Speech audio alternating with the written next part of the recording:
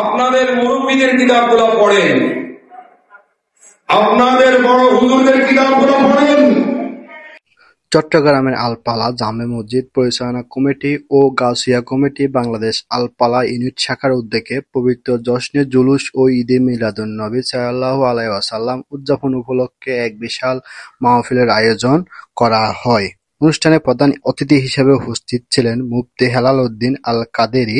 তিনি তার বক্তব্যে বিভিন্ন কওমি আলেমদের কিতাব থেকে ঈদে মিলাদুন্নবী সাল্লাল্লাহু আলাইহি ওয়াসাল্লাম পালনের বৈধতা বিষয় তুলে ধরেন। তিনি সবাইকে নিয়মিত নামাজ পড়া, হালাল পথে উপার্জন এবং মা-বাবা, শিক্ষক ও বড়দের সম্মান করার জন্য আহ্বান জানান। মিলাদ মাহফিলে তেলাওয়াত, নাতে রাসূল পরিবেশনার পর তবরুক বিতরণ করা হয়। পরিশেষে বিশেষ মোনাজাতের মাধ্যমে মাহফিল সমাপ্তি ঘটে। ওস্তাদকে মাথার তাজ মনে করবেন, যত বেশি সম্মান করবেন, যত বেশি ইজ্জত দিবেন, আপনার জীবন সুন্দর হবে। ওস্তাদের দোয়া অনেক বেশি প্রয়োজন, বাবা মায়ের দোয়া বেশি প্রয়োজন।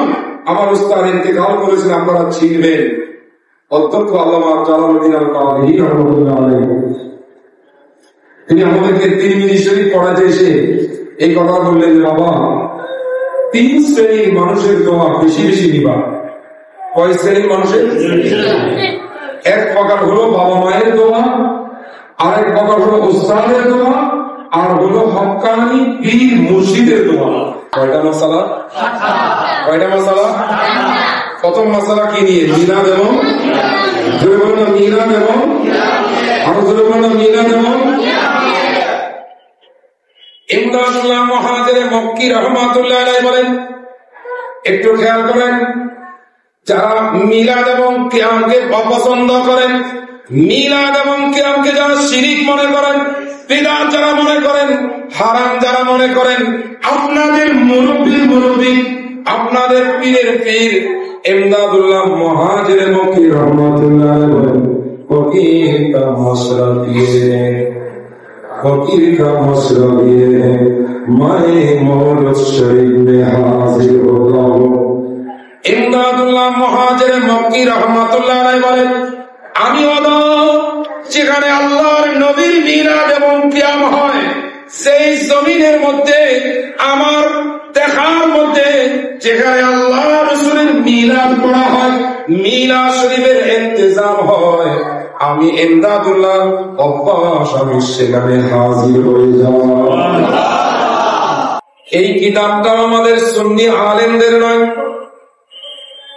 এই কিতাব বাংলাদেশের আপনাদের চট্টগ্রামের সবখানিয়া উপজেলার একজন বড় মাপের আলেম, সেই আলেমের নাম হলো মৌলানা আবুল কালাম আজাদ। মৌলানা আবুল কালাম, একটু জোরে বলেন না, মৌলানা আবুল কালাম।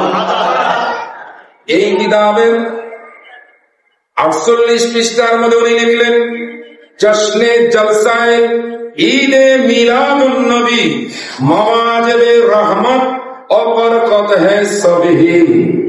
মৌলানা আবুল কালাম আজাদ উনি আমাদের সুন্নি আলেম না, উনি জামাতের অনেক বড় আলেম ছিলেন, জামাত ইসলামের অনেক উচ্চ স্তরের আলেম। উনি বলতেছেন, জশ্নে ঈদে মিলাদুন নবী যদি করা হয়, জশ্নে জুলুস ঈদে মিলাদুন নবী যদি করা হয়, 48 পৃষ্ঠা, ওর নাম হলো आंसू का दरिया। 48 পৃষ্ঠার মধ্যে লিখলেন, নবীর জশ্নে মিলাদুন নবী যদি করা হয়, তাহলে প্রতিটি আমলে, প্রতিটি মুহূর্তে আল্লাহর রহমত এবং বরকত দান করবে। জীবনের গুনাহগুলি মাফ করে দাও আল্লাহ, তুমি আজ থেকে আমাদেরকে নামাজি বানিয়ে দাও আল্লাহ, আমাদেরকে মুত্তাকি বানিয়ে দাও আল্লাহ, তোমার এবং তোমার হাবিবের আশিক বানিয়ে দাও, আমাদের মা বোনদেরকে পর্দানশীল বানিয়ে দাও আল্লাহ, প্রত্যেকের ঘরে ব্যবসা চাকরিতে রহমত এবং বরকত করে দাও। আমাদের সন্তানদেরকে এই মজলিসে যারা করেছেন প্রত্যেকের ছেলে মেয়েদেরকে মুআদ্দাব বানিয়ে দাও।